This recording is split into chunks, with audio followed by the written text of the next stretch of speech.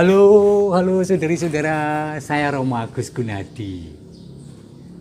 Saya memakai jubah karena baru saja merayakan Ekaristi pagi. Setiap hari imam merayakan Ekaristi untuk membawa doa-doa dan intensi Anda dan gereja.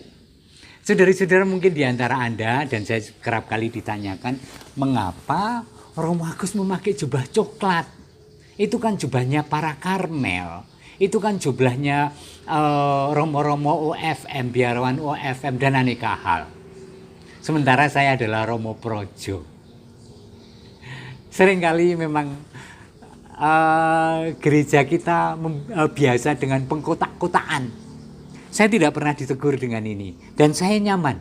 Karena ini lebih tidak kentara kalau kotor keset ya. Dan kemudian lihatlah, saya memakai salib.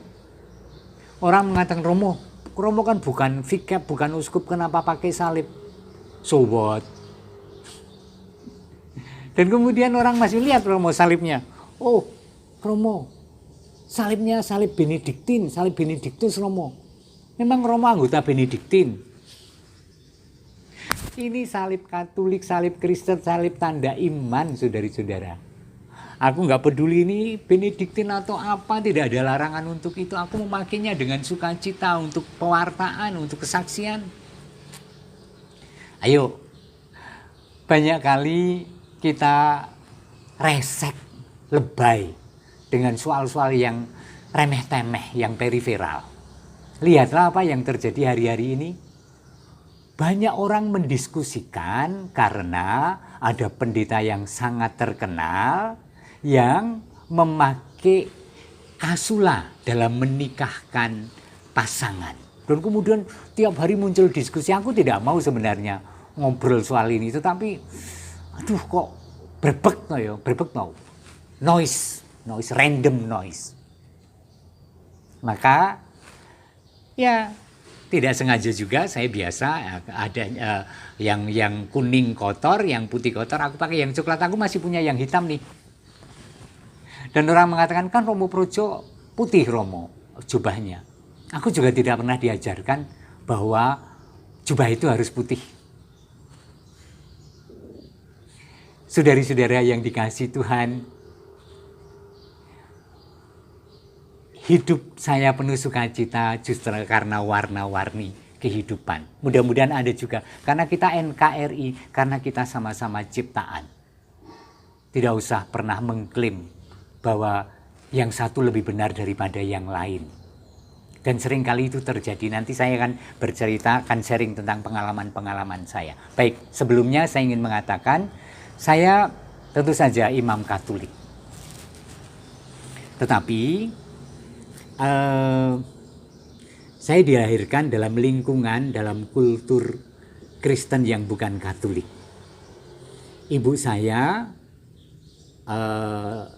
latar belakangnya Kristen Kerasulan Baru. Maka saya pun ketika kecil sangat terbiasa dengan kultur itu, dengan nyanyian-nyanyian Kristen, dengan sekolah minggu, dengan para pemimpin pendeta. Mereka tidak menyebutnya pendeta tapi dengan istilah lain. Bahkan rumah yang ditempati keluarga inti kami tiap minggu untuk ibadah gereja Kristen. Tetapi keluarga kami Katolik. Aneh? Enggak aneh, biasa sekali. Jangan dianggap aneh. Kami adalah keturunan dari Sembri Mangun Susilo. Beliau, Mbah Buyut saya itu muridnya Kiai Sadrah. Anda tahu Kiai Sadrah perintis kekristenan di tanah Jawa pada abad 19. Kemudian apa lagi ya? Oh ya, karena itu maka dari pihak ibu, saudari-saudara saya banyak yang menjadi penginjil, evangelis, rasul, kemudian priester, dan aneka hal. Dan kami biasa, tadi malam saya WA-an sampai mungkin jam 11:30 dengan saudara saya yang adalah seorang pemimpin gereja Kristen yang sangat terhormat. Sekaligus saya juga WA-an dengan pendeta lain yang baru saya kenal kemarin, karena tiba-tiba muncul di WA dan menyapa. Bahkan dalam profilnya saya lihat, kan saya harus kenal toh, itu dia pakai kasula loh saudara-saudara, dan nggak ribut-ribut tuh, pakai kasula, depannya ada altar, lalu ada piala dan sibori yang saya yakin itu yang biasa dipakai untuk kita kalau misa. Fine-fine aja bagi saya. Dan banyak pengalaman saya dalam interaksi dengan saudari-saudara kita beragama lain. Kebetulan saya pernah mengambil kuliah kursus di Hartford Seminary di Amerika, dan itu sekolah tinggi postgraduate Kristen, bukan Katolik. Yang Katolik waktu itu satu angkatan itu hanya saya dan seorang pastor Filipin, yang lain ya pendeta. Jadi sangat biasa. Pengalaman-pengalaman lain tentang relasi dengan kekristenan lucu-lucu pokoknya. Saya pernah beribadah bersama dengan seorang pendeta, dan kemudian saya tanya, saya lirik, tetapi tidak dengan keberatan hati, tapi dengan senyum dan sukacita. Pak pendeta, itu stolanya kan stola Katolik, saya bilang dengan sengaja. Lalu pendeta itu ketawa, saya beli di toko Katolik Romo, ini untuk ibadah hari Minggu. Top ya nah? Kesempatan lain begini, saya menikahkan pasangan campur antara Kristen dan Katolik, dan kesepakatannya di gereja Kristen. Apa yang terjadi? Saya sudah datang, sudah siap, pendetanya sakit diare, sehingga dia mengatakan Romo mawon ingkang mimpin. Lalu saya memimpin ibadah itu di gereja Kristen, sebagian jemaat Kristen bukan Katolik, saya memimpinnya dengan cara Katolik, karena kebiasaan saya adalah Katolik, bukan apa-apa, hanya kebiasaan saja. Andai kata Pak Pendeta itu ada, pasti dengan cara Kristen, dan fine-fine aja, umatnya juga. Kita yang sok tahu itu resek. Maaf. Lain lagi apa ya? Pokoknya lucu-lucu lah. Mungkin 15-20 tahun yang lalu, saudari-saudara kita, diantaranya beberapa denominasi Kristen, belum biasa merayakan Minggu Suci, Trihari Suci, ya. Tetapi sekarang sudah biasa mereka. Kalender liturgi, banyak gereja Kristen yang sekarang memakai kalender liturgi Katolik, walaupun kita tidak perlu untuk mengklaim itu Katolik, nggak perlu. Tetapi lihatlah, atau juga merayakan Minggu Palma. Saya pernah didatangi seorang pendeta, minta abu, dan tanya abu itu dari mana, asalnya, dan seterusnya. Saya beri karena dia akan mulai upacara Rabu Abu. Masih bertanya lagi, dan itu menarik. Maaf Romo, lalu cara ibadahnya bagaimana? Lalu saya tunjukkan ibadah Rabu Abu itu seperti ini. Saya ceritakan secara teologis dan liturgis. Baik kan? Baik sekali, bagi saya baik dong. Sip. Kita semakin menyatu dalam iman kepada Tuhan yang satu. Enggak usah diskusi tentang tetek bengek, enggak usah. Sukacita. Apalagi ya? Tentang apa ya? Banyak deh, aku ambil catatannya.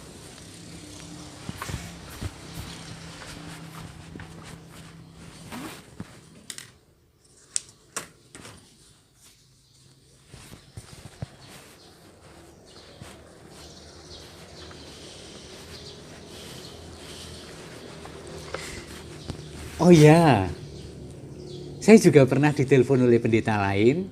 Saya tidak kenal itu, tapi tiba-tiba ditelepon dan mengatakan dengan sangat halus dan sangat luar biasa, Romo, menopo Romo kerso mimpin ibadah lan renungan kangge masa prapaskah kangge umat kula Romo, kula saking gereja Kristen Jawi. Dahsyat loh, mengundang romonya untuk memberi renungan prapaskah. Prapaskah sendiri sudah mengherankan, Dan kita kaget, wih ternyata yono prapaskah yo. Ono. Apa ora elok? Elok. Sapa sing elok? Kabeh awake dhewe. Mereka juga, kita semua elok. Banyak. Apalagi ya?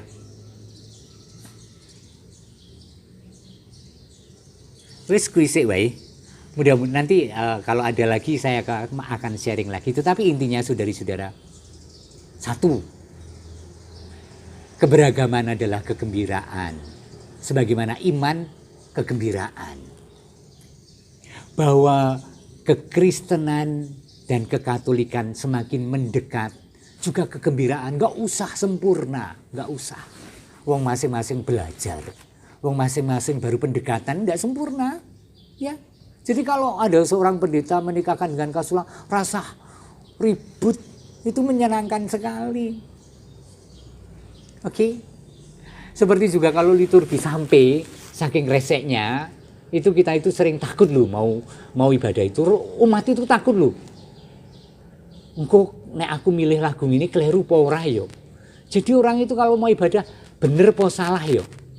Padahal ibadah itu kegembiraan hati. Orang dengan takut-takut mengatakan, maaf Romo, saya bukunya Mazmur Tanggapan ketinggalan. Saya tidak bisa bermazmur nanti sesudah bacaan pertama. Apa yang saya katakan? Ora apa-apa, ya. Diganti. Bolehkah diganti dengan lagu Rohani Romo? Boleh, silahkan. Biasanya kemudian ditututi, asal, rasa gua asal. Umat itu tahu kok, ya. Petugas itu tahu bahwa dia tidak akan memilih lagu-lagu putus lagi cintaku. Pasti tidak dong. Dia memilih firman-Mu, pelita bagi kakiku. Atau yang berkaitan dengan firman, atau setidaknya pujian bagi Tuhan. Ayo, ibadah dengan gembira, mengimani Allah dengan kegembiraan hati, merengkuh setiap pribadi tanpa judgement, tanpa penghakiman, dan melihat semuanya dalam kebaikan. Selamat merayakan iman. Amin. Tuhan memberkati kita semua, Bapa dan Putra dan Roh Kudus. Amin.